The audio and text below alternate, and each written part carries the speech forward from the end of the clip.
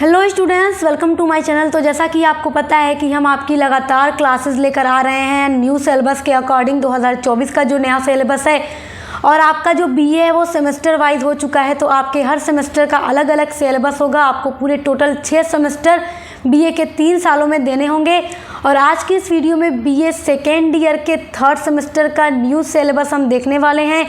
नवीनतम पाठ्यक्रम के अनुसार न्यू बैच 2024-25 के लिए ये सिलेबस है।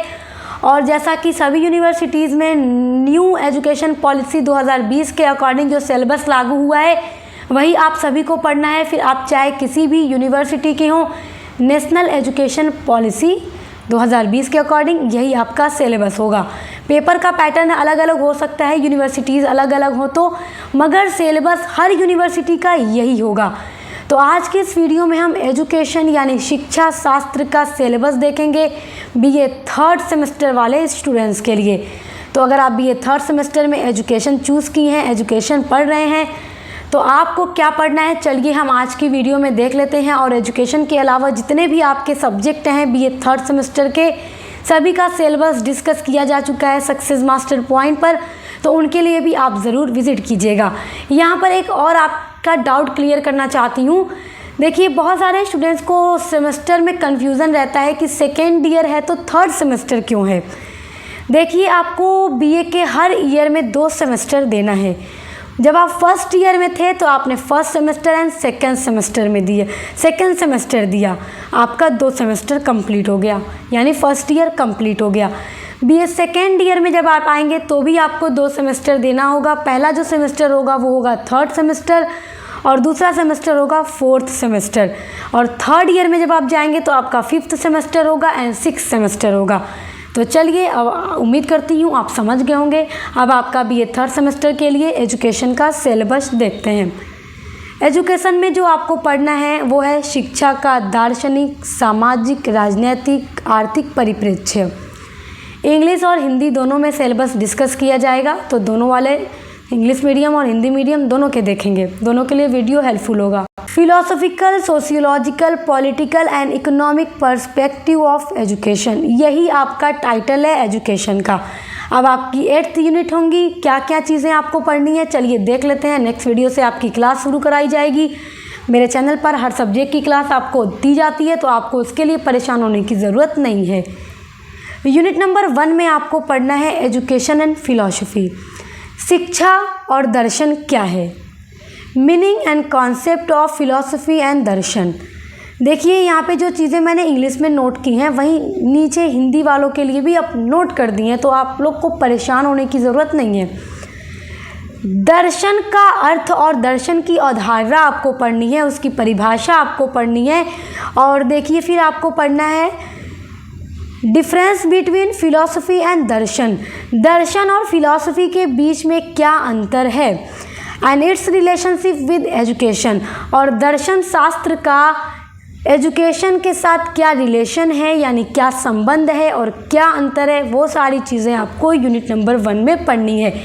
यानी आपको क्या पढ़ना है, दर्शन का अर्थ, उसकी अवधारणा, दर्शन और दर्शन शास्त्र के बीच में अंतर एवं इनका शिक्षा के साथ संबंध आपको यूनिट नंबर 1 में पढ़ना है। यूनिट नंबर 2 में आपको पढ़ना है a brief introduction to ancient India philosophies, यानी प्राचीन भारतीय दर्शन का संक्षिप्त परिचय आपको यूनिट नंबर 2 में पढ़ना है कि प्राचीन भारत में दर्शन कैसा था, उसका पूरा परिचय आपको पढ़ना है, जिसमें आपको वेदांत के बारे में पढ़ना है और भगवत गीता के बारे में पूरा डिटेल में आपको पढ़ना है यूनिट नंबर 2 में।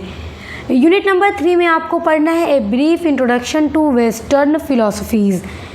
वेस्टर्न फिलॉसफीज़ यानी पश्चिमी दर्शन का संक्षिप्त परिचय आपको यूनिट नंबर 3 में पढ़ना है, जिसमें आपको 3 तरह की वेस्टर्न फिलॉसफीज़ को पढ़ना है, यानी पश्चिमी दर्शन को पढ़ना है।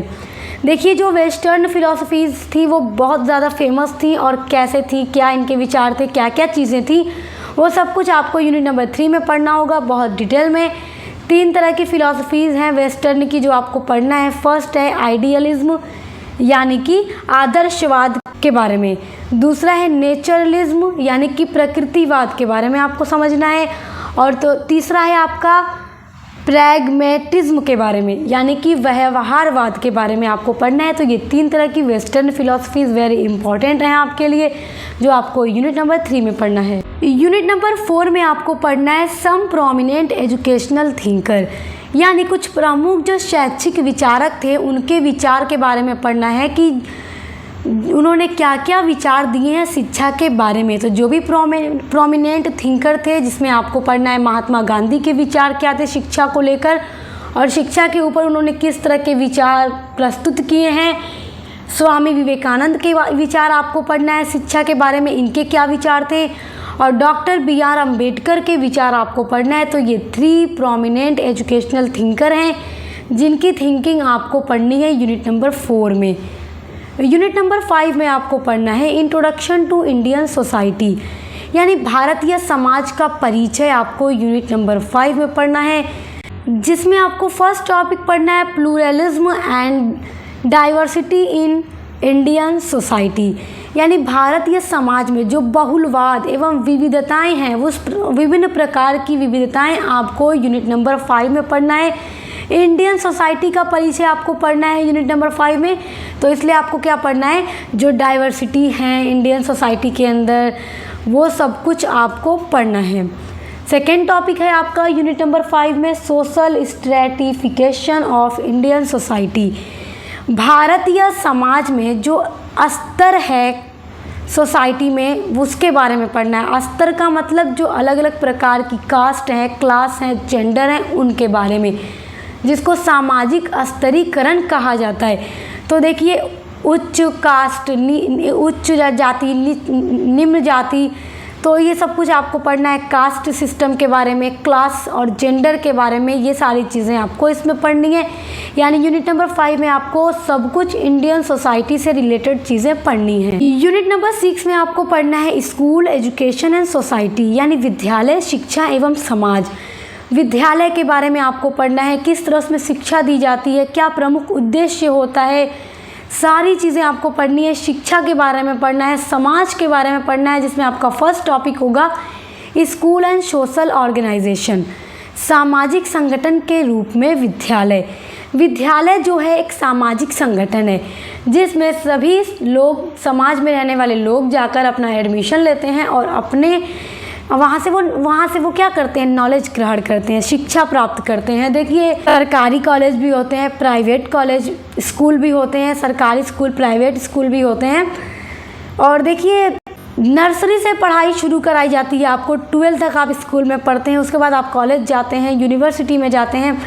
तो आपको पहले स्कूल के बारे में सारा कुछ पढ़ना है, किस तरह से ये एक संगठन के रूप में काम करता है, इसका क्या उद्देश्य होता है, इसका समाज में किस तरह ये अपना योगदान देता है, सारी चीज़ें आपको पढ़नी है। दूसरा टॉपिक आपका है सोशल चेंज एंड एजुकेशन, यानी कि सामाजिक परिवर्तन एवं शिक्षा के बारे में आपको पढ़ना है। फिर आपका थर्ड टॉपिक है यूनिट नंबर 6 में सोशल मोबिलिटी एंड एजुकेशन, यानी जो सामाजिक गतिशीलता है और जो शिक्षा है समाज में, उसके बारे में आपको पढ़ना है यूनिट नंबर 6 में।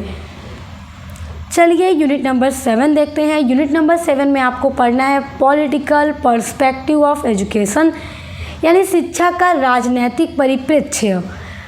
पर्सपेक्टिव मतलब होता है परिप्रेक्ष्य, पॉलिटिकल मतलब राजनैतिक, एजुकेशन मतलब शिक्षा।